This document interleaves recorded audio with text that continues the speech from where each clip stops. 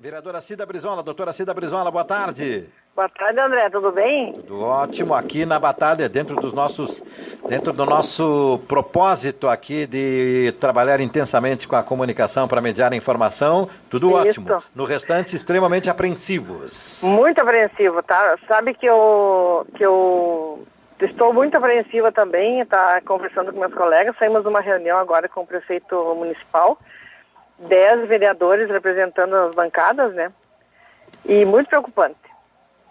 Mas, assim, ao mesmo tempo que estou apreensiva, preocupada, também saímos de lá tranquilos, que o executivo está muito bem orientado pelos médicos infectologistas de Santa Maria, a doutora Jane, o doutor Tiago, o doutor Alexandre e o doutor Fábio Pedro, e mais o doutor Cláudio Azevedo, da anestesista, né? Formando um grupo de médicos que estão orientando tecnicamente as ações do prefeito e justificando, então, o motivo pelo qual o prefeito está a cada turno praticamente um decreto. E temos que ficar em casa, né? Temos que ficar em casa porque a saúde de Santa Maria, a saúde do Brasil não comporta se a população sair de casa e contaminar uns aos outros.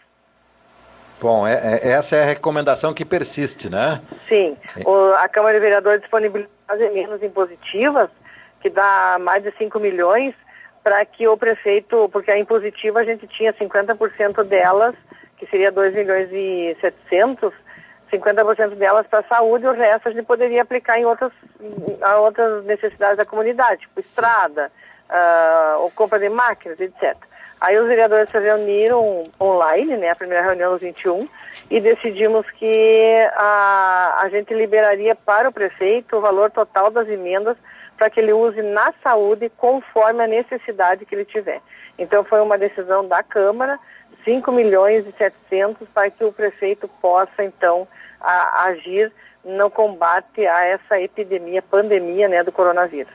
Na questão da saúde, nós estamos estruturando, eu amanhã já tenho plantão, mas a gente tem que tomar cuidado, os EPIs eles estão destinando de acordo com a necessidade mínima, né, que tem, e enfim, cada um fazendo sua parte, que hoje o primeiro remédio contra a pandemia é o isolamento social ainda. Sim. Não dá para começar a trabalhar, porque cada empresário, a gente vê que os empresários são apreensivos. Hoje eu assisti o presidente falando com o Banco Central, com o BNDES, com a Caixa Federal, eles estão preocupados e vem por aí um plano para salvar os empresários, micro, pequenos empresários e os grandes empresários também, né? No sentido de que o Brasil não pare, que não haja demissões, então a gente tem fé que apesar de toda essa pandemia, ainda assim a sociedade vai ser protegida pelos nossos governantes, independente de partido, eu estou falando de conduta. Uhum. Sim. Não, sim, Renato, pode fazer. Só uma pergunta nesse contato, lógico, tudo bem? Boa tarde, vereadora Cida, né? Boa tarde, como é que tu vai? Tudo bem, a senhora. Foram chamados mais médicos, né, da prefeitura? Aqui, ó. Sim, o prefeito está contratando mais 50 médicos para que possa atender nas emergências, mais farmacêuticos para distribuir medicamento, para que a gente possa vencer isso aí, né? Ministério da Saúde confirma 92 mortes e 3.417 casos no Brasil. Dados atualizados agora à tarde. Se você puder fazer uma retrospectiva, a cada 3 dias, no máximo 4, aumentam muito o número de quase dobra no aumento do dia anterior.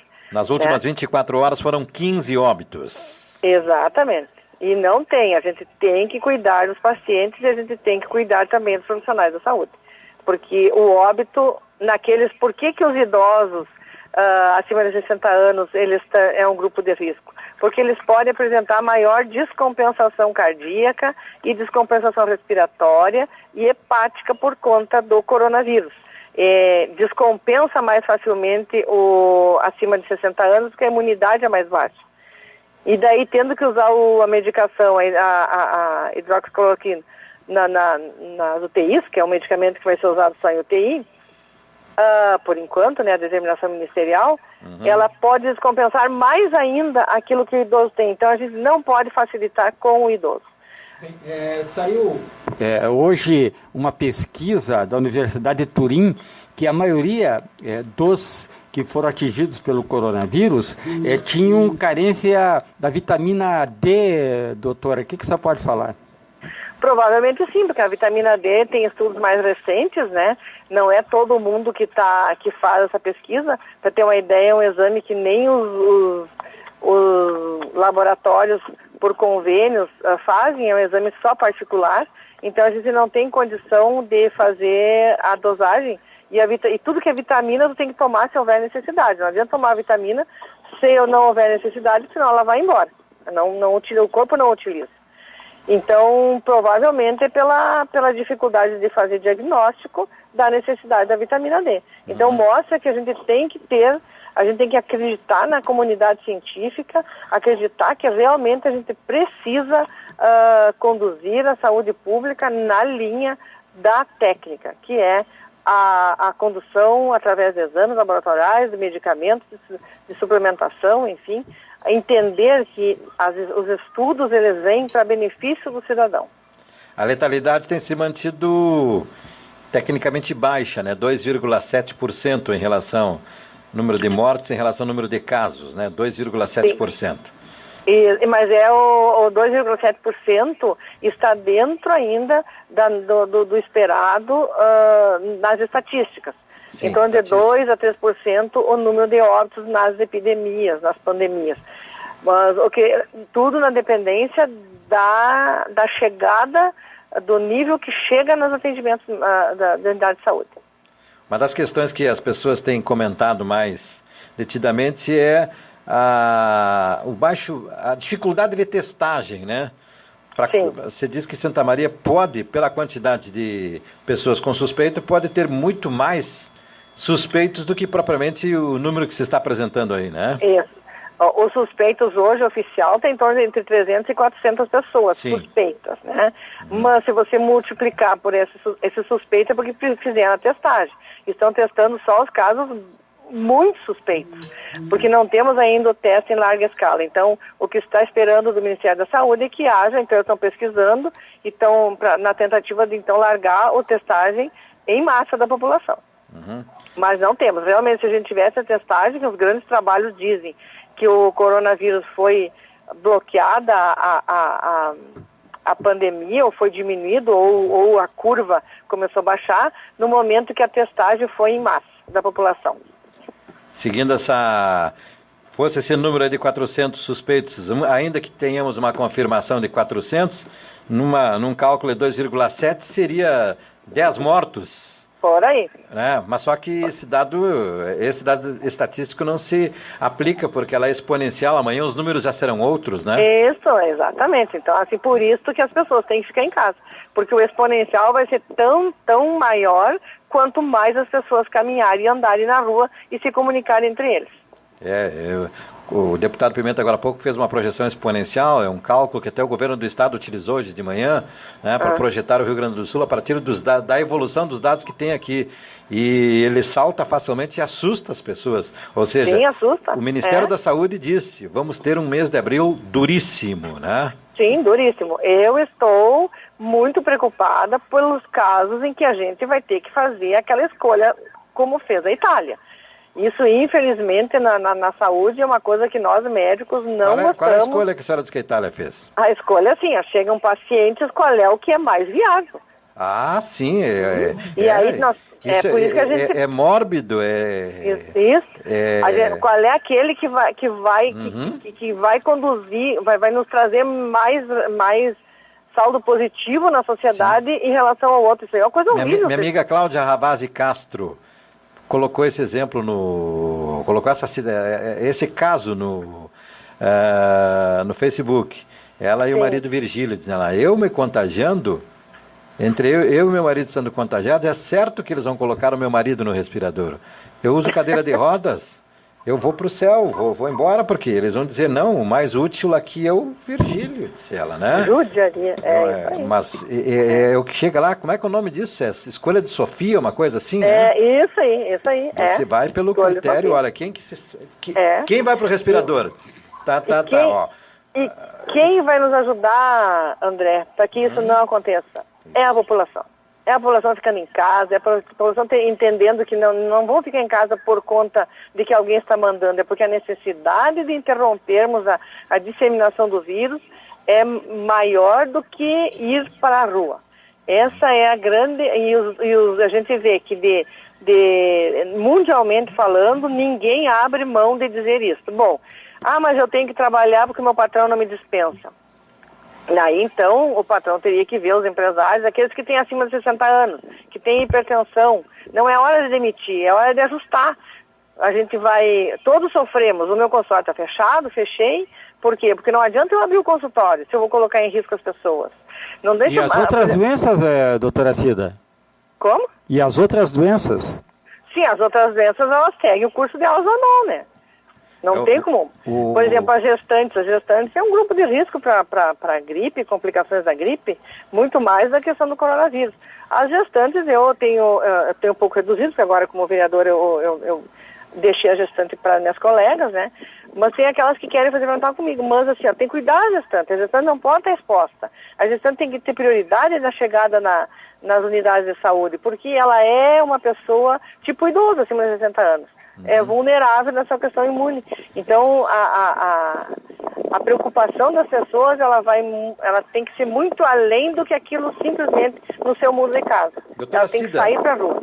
Nós estávamos falando agora há pouco também, o governo federal não está conseguindo ser muito ágil para oferecer respostas para a sociedade no socorro às pessoas vulnerabilizadas. Aprovou ontem à noite, é verdade, mas veja bem, ontem à noite aprovou os R$600, o valor de R$600. A proposta, uma semana atrás, era de R$200, dadas as discussões políticas, ficou em R$600. É preciso, o que eu quero encurtar a conversa aqui, é preciso fazer chegar rapidamente essas pessoas. Sim. É preciso fazer com que volte a merenda nas escolas, já aprovada na Câmara dos Deputados. Criança com fome é absurdo pensar isso. E merenda na escola é o caminho de fazer chegar a comida para as crianças. Mas com certeza, às vezes é a única alimentação que a criança tem. O que eles têm que fazer? Pelo que eu escutei hoje na entrevista com o presidente da Câmara dos Deputados, que eles estão já nos deputados aprovados, depende agora de aprovar na Câmara, no Senado Federal e o presidente fazer o decreto para liberar, para que esses R$600 cheguem no bolso do nosso vulnerável.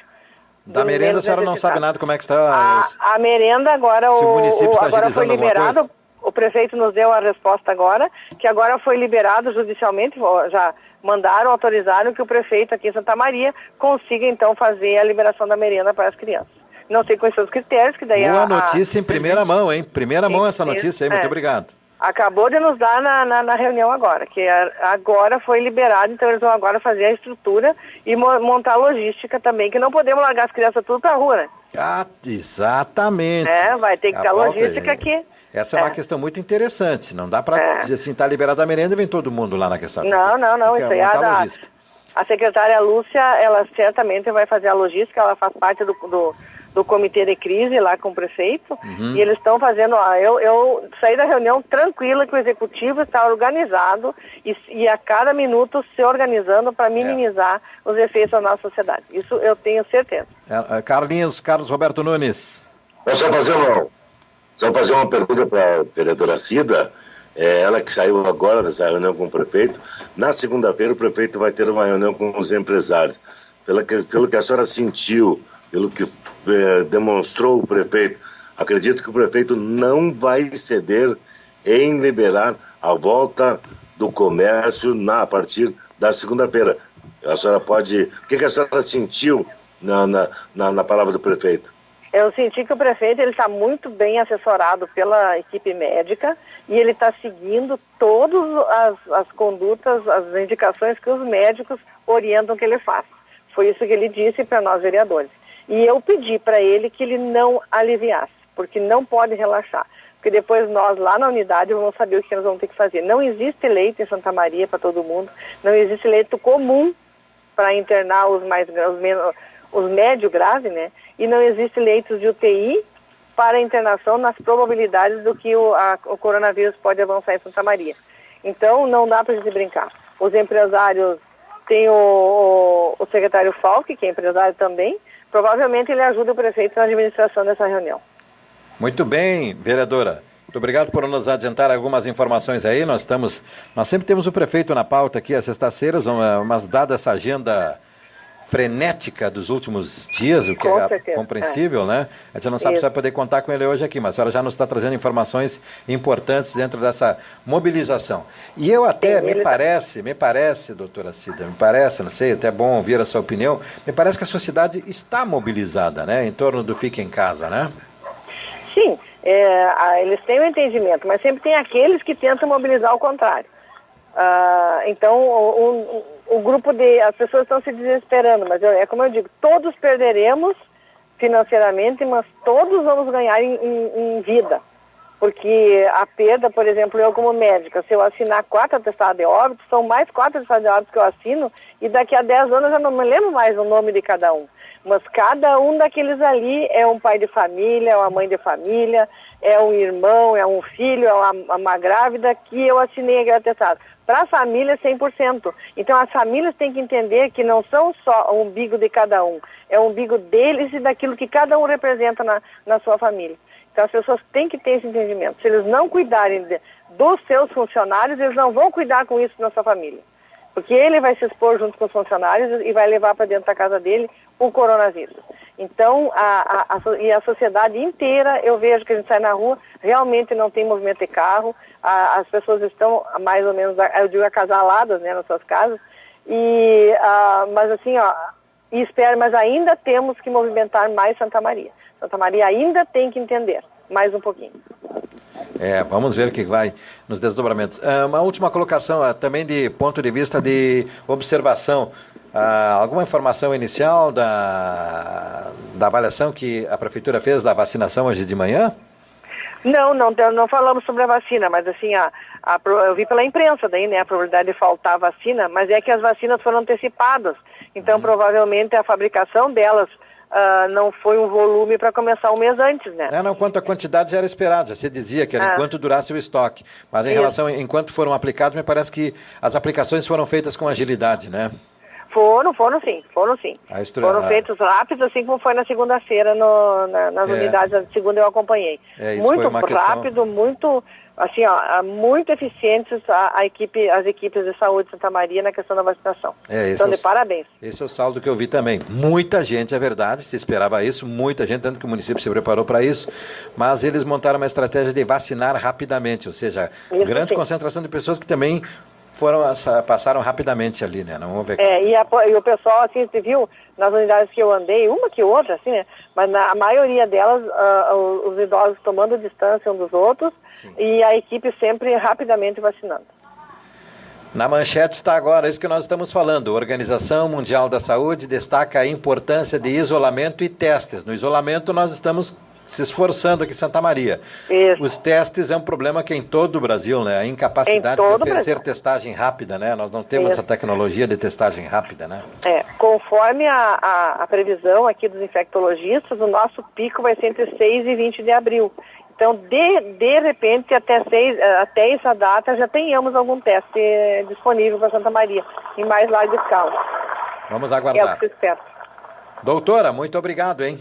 Eu que agradeço o espaço, a população, se tu precisar de qualquer coisa, só me liga, e que a população fique tranquila, o Executivo está se movimentando, a Câmara de Vereadores deu um apoio financeiro agora, liberou o prefeito para que das necessidades dele pudesse usar o dinheiro das emendas, e que a população nos ajude e ajude as nossas unidades ficando em suas casas. E tem os telefones também dos médicos que fazem atendimento via telefone, e telefone para seus médicos, telefone para as unidades, para a gente orientar se é o momento ou não de ir até a unidade. Estamos à disposição da comunidade. Da mesma Obrigada forma pelo espaço, André. Um abraço. Obrigada. Médica e vereadora Cida Brizola aqui na programação do Tá Na Hora.